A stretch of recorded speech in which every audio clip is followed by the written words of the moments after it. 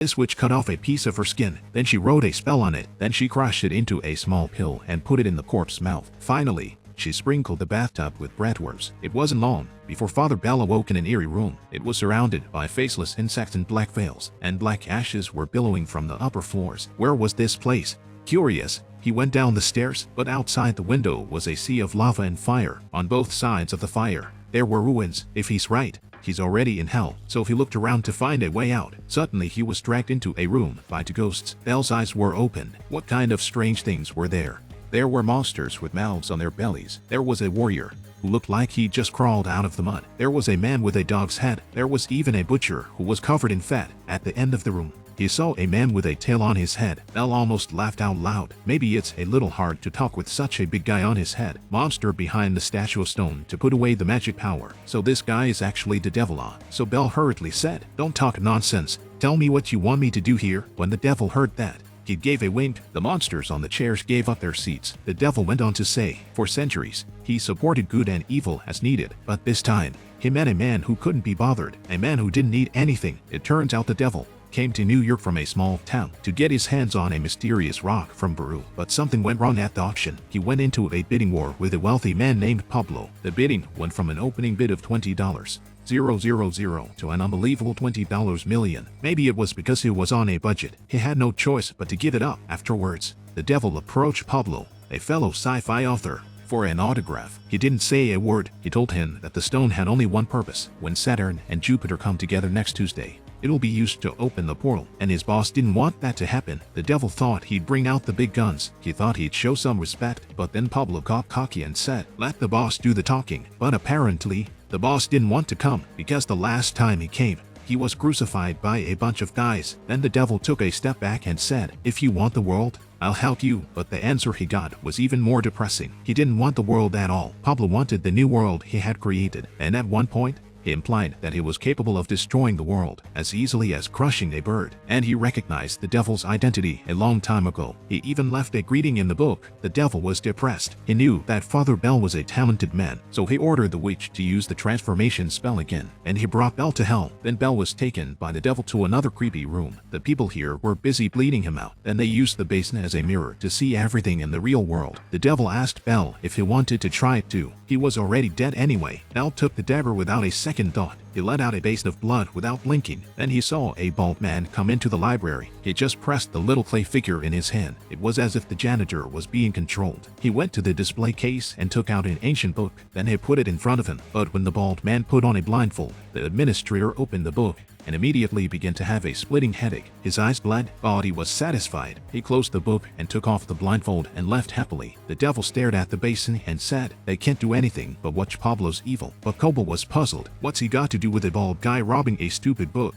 The devil ignored him and called out an old acquaintance. At that moment, Archbishop Fabio, who had died with Bell, came out. It turned out that the witch had not only been resurrected, she then stole their bodies as well. She ended up sending them to hell one after the other. Fabio was confused. He didn't expect them to be reunited in hell. The devil brought them together to fight the unbeatable Pablo. And then he had to talk about Elena, because at this point, she's in a coma and she's not dead. She's waiting to be executed in a cage in hell. And that's the perfect connection between hell and reality. And Pablo just stole the Arab's magic spell. It contained a top-notch summoning spell. However, it's not demons or supernatural beings he's summoning, but a creator god who's capable of overpowering all beings. Pablo is clearly trying to destroy the world and then rebuild it. The scene changes. Mayor Paco became a delivery boy for a fish store. He spends his days earning money. At night, he stays with Elena, who's in a coma. He's gotten to know the doctors and nurses very well. He's been practicing massage to help patients recover. But one day, he went out for a cup of coffee after the massage, but when he was about to return, he saw a strange man coming out of the ward, so he rushed after him. Unfortunately,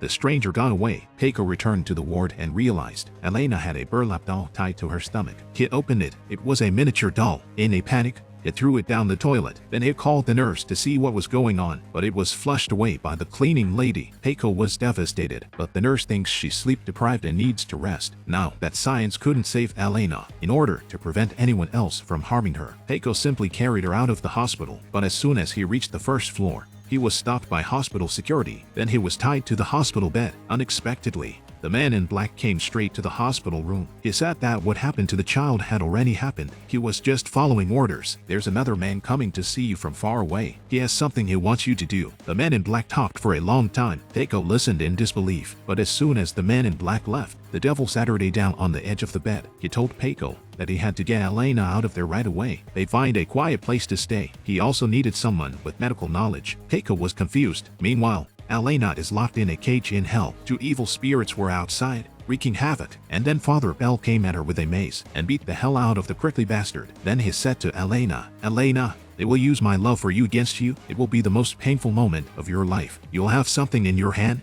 something that's the most important thing. Protect it. Protect it." Since Elena was in a coma, she couldn't speak, but she was very confused. Not long after, the priest suddenly ran upstairs again. He started yelling at the cage. Elena was so anxious. She started talking. Bell was arresting Deborah. Elena kept asking him what he was talking about. This time, Bell finally reveals something useful. He says Elena will have a book, but she can't read it. Go to Lombardi. Lombardi knows what to do. Before Elena could react from her state of confusion, Bell immediately pulled the gantry open, and he kept repeating an incantation on his lips. Elena was being chased by spiky ghosts all the way to the 18th floor. She was forced to run to the balcony of the 18th floor of hell, and then she ran into the blood-pumping room. She accidentally left a blood bowl on the floor. The crowd gathered to settle the score, but the blood pots got bigger and bigger, and that pissed off all the ghosts in the room. Elena crawled out the door. She was confronted by Stinner, who was coming after her, but as she struggled to get out of the double cross, she was tripped up by the ghosts guarding the hallway. If nothing else, Irene couldn't get out. I didn't expect the unexpected to come too soon. In the real-world hospital,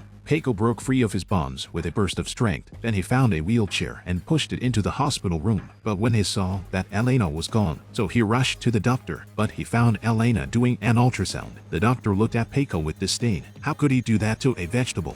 Paco was baffled. Elena was pregnant. At that moment, he couldn't care less. He knocked out the 2 quacks with 3 blows. He picked up Elena and rushed out. Paco was smart this time. He replaced the morgue's license plate with his own. But as soon as he's done so, he's spotted by one of the orderlies. Paco had no choice but to put Elena in the coffin. He watched as she was loaded into the bathroom van. Then he noticed a delivery boy in front of him. Seeing no one around, he suddenly slapped him in the face. With the help of his motorcycle, he ran down the highway. Finally, he forced the funeral parlor's transportation truck to stop. Then he climbed into the coffin, despite the driver's obstruction. Paco was saying goodbye to his beloved Elena. The long wait had made him despondent. He might as well let the wheels roll over him. Meanwhile, Elena in hell is being torn apart by the pain. 30 Monedas is a fantasy, suspense movie and television series. The title comes from the story of Judas, who betrayed Jesus for 30 pieces of silver. The series follows Father Vergara, an exorcist, boxer, and ex-convict, who has been expelled from a remote village in Spain. Trying to go into hiding, he is again approached by his demons. Pedraza is a remote town in Spain, plagued by inexplicable demonic occurrences that have left most of the residents unhinged and locked up in a mental institution. Elena Montaner, who has fallen into a coma, lies in a Madrid hospital bed as Paco Miguel Silvestre, broken with remorse, tries to care for her. As the horror intensifies, the protagonists must face a mysterious new enemy, Paul Giamatti, a man so twisted that even the devil is afraid of him. 30 The Moneda series has always been known in the movie industry for its heart-stoppingly bizarre scenes and mesmerizing fantasy elements. With its intriguing storyline and visual feast, this series of movies delivers a fantastic adventure to the audience. First and foremost, the movies draw viewers into a mysterious and magical world through clever storytelling. Each movie is dominated by unusual characters, and through their interactions with strange creatures and mysterious forces, a marvelous realm beyond reality is presented. The visual presentation is equally breathtaking, with colorful images and realistic special effects that make the entire series dreamlike. Secondly, the character development in the movie and their interactions with the fantasy world add emotional layers to the entire series, from character growth and friendship building to courage in the face of the unknown. Each movie deeply explores human desire, courage, and wisdom. Finally, the success of the series also lies in the outstanding performances of the actors. They succeed in conveying the emotions of their characters, making it easier for the audience to become invested in this fantastic world and experience the joys and trials of adventure with the main characters. Overall, the 30 Monedas series is undoubtedly one of the best fantasy movie and TV dramas, which not only provides a visually and orally stunning experience, but also outlines a fantasy journey in a dream through a profound storyline. If you seek a captivating adventure, this series will take you on a journey through strange, mysterious worlds that will immerse you in endless fantasies.